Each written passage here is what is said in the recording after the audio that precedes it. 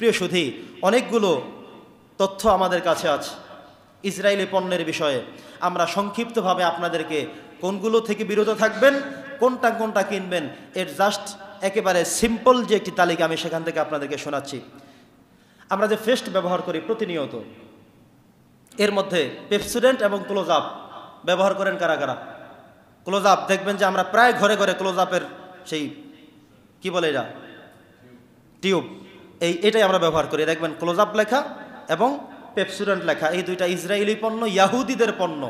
এখানে মনে রাখতে হবে কিছু আছে সরাসরি ইসরায়েলদের, কিছু আছে ইসরায়েলদের না কিন্তু ইয়াহুদি অন্য কারো খ্রিস্টানদের।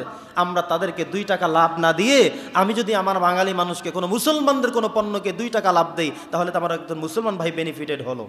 কথা বোঝেন নাই? এইটা চিন্তাটা আমার রাখা লাগবে। আপনি দেখলেন যে 3টা দোকান বসে আছে জুতা সেলাই করে, একটা ভাই মুসলমান, আপনি তার কাছে যান। আপনার বাজারের মধ্যে 10 জন চুল কাটে, 2 জন মানুষ মুসলমান, মুসলমান ভাইয়ের কাছে আপনি যান না তার কাছে, তার মুসলমান ভাই বেনিফিটেড হোক, লাভবান হোক, এটাই আপনার চাওয়া দরকার। কিন্তু ইচ্ছে করে আপনি ওখানেই যাবেন, ওটাই কিনবেন, ওটাই খাবেন, এটা কখনো ইমানদারদের পরিচয় হতে পারে না। শুধুমাত্র নামাজ পড়লেন, রোজা রাখলেন, অনেক বড় মুসলমান দাবি করলেন না। মুসলমান দাবি করতে আরও কতগুলো কাজ আপনার উপরে আবশ্যক। তো বলেছিলাম পেপসোডেন্ট ক্লোজ আপ ব্যবহার করব না, আমরা মেডিপ্লাস ব্যবহার করব। মেডিপ্লাস বাংলাদেশি কি ব্যবহার করব? আমার থেকে অনেক ব্যবসায়ীরা ভালো জানতে পারেন, ভালো জানবেন। আমরা যে তালিকা দেখেছি অনেক বিশাল তালিকা আছে, তো মেডিপ্লাস এটাকে ব্যবহার করার সাজেস্ট হইল একটা শুধুমাত্র। আমরা ড্রিঙ্কস পান করি যে কোকা কোলা যেটা আছে এবং পেপসি যেগুলো আছে, এগুলো একেবারে ডাইরেক্ট ইসরায়েলি পণ্য। পেপসি, কোকা কোলা, আপনি দেখবেন প্রত্যেকটা দোকানে দোকানে কোকা কোলা আছে, পেপসি আছে, এগুলোই শুধু মানুষ খায়। কিন্তু আমাদের বাংলাদেশে যে মোজো পানিটা আছে, ফ্রেশ আছে, এগুলো কিনেন, মোজো খান, আপনি দেখবেন দোকানদার বলবে মোজো শেষ, মোজো নাই, ওনার কাছে মোজোর অভাব, ওর দোকান পিঠে ভেঙে দেওয়া দরকার। বেটা মোজোর অভাব কেন তোমার কাছে? বাংলাদেশি পণ্য তুমি জানো, ফ্রেশ তুমি আনো আকিদের, এগুলো বিক্রি করো, তোমার কাছে কোকা কোলার অভাব নাই, পেপসির অভাব নাই, সেটা এত বেশি পেলে কোথায় তুমি? তুমি তো ওই লোকই বলা দরকার ছিল আমি পেপসি বিক্রি করবো না এই ঈদে। সিদ্ধান্ত নিতে হবে, সামনে কোরবানির ঈদ, এই পানিগুলো বেশি বেশি বিক্রি হবে। কোনো দোকানদার কোকা কোলা পেপসি এগুলো রাখবেন না, ইসরায়েলি পণ্য, ইয়াহুদিদের পণ্য, নাপাকি দিয়া বানায়, এগুলো খেলে আপনি অপবিত্র হয়ে যাওয়ার সম্ভাবনা আছে। কারণ তাদের দেওয়া কোনো সেন্ট ব্যবহার করা মুসলমানদের জন্য নিষেধ। ওরা নাকি সেন্টের সাথে 1 ফোঁটা পেশাব মিশিয়ে দেয়, যাতে করে আপনি জামায় মাখলেন, নামাজ পড়তে যাবেন, জামায় 1 ফোঁটা দিয়ে আসলেন, ব্যাস আপনার জামাটা নষ্ট হয়ে গেল, নামাজ আর হলো না। আপনি তো মনে করলেন খুব সুন্দর ঘ্রাণ, কিন্তু ওরা তো কৌশলে ওটা অন্যটা করে দিয়েছে। ওরা কখনো চায় না আপনার নামাজ কবুল হোক, রোজা কবুল হোক, ইবাদত কবুল হোক, আপনি ভালো থাকেন, ওরা কখনো কামনা করে না। অতএব ওদের পণ্যগুলো যেখানে যেভাবে আছে সবগুলো আমাদেরকে বয়কট করার সিদ্ধান্ত নিতে হবে। তৃতীয় হলো আমরা 7 আপ খাই, স্প্রাইট খাই, এগুলো ইসরায়েলি পণ্য, ইয়াহুদিদের পণ্য। আমরা ক্লেমন খাবো, আমরা লেবু খাবো। এরপরে আমাদের জুতার মধ্যে আপনারা দেখেছেন বাটা জুতার ব্যাপারে, যখন এই যে কয়েকদিন আগে বিক্ষোভ মিছিল হলো, সেখান থেকে কয়েকটি বাটা জুতার দোকান মোটামুটি যখন এরা তো দুষ্কৃতিকারী, সেটার পক্ষে তো আমরা বলার সুযোগ নেই, এরা নিঃসন্দেহে অন্যায়কারী, অন্যায় করতেই ঢুকেছে।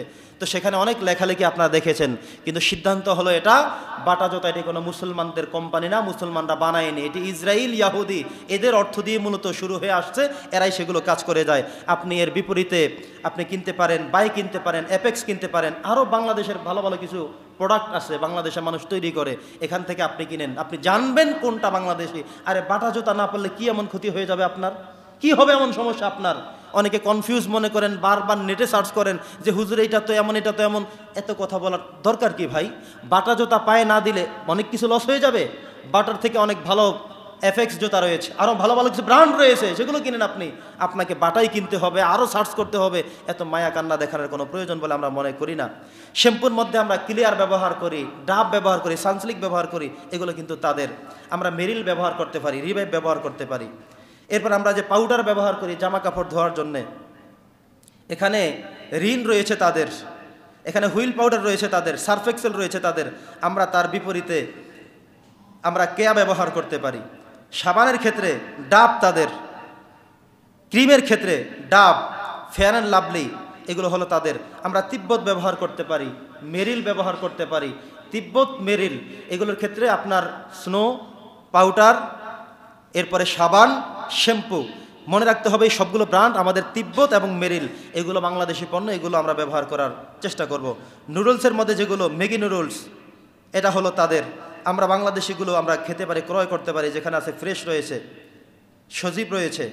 আরও বাংলাদেশে যেগুলো আছে সেগুলো আপনারা দেখে দেখে সেগুলো কিনবেন। চায়ের মধ্যে রয়েছে, তাজা রয়েছে তাদের, কিন্তু আমরা ইস্পাহানি যেটা বাংলাদেশের, আমরা এটা ক্রয় করতে পারি, খেতে পারি।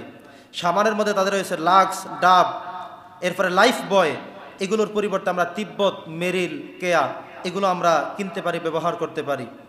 এরপরে আমরা ড্রিঙ্কিং যেগুলো আমরা পানির মধ্যে যে শরবত আমরা মিশ্রিত করে খাই, যেমন ট্যাঙ্ক রয়েছে, এই ট্যাঙ্কের মধ্যে সেগুলো হলো তাদের।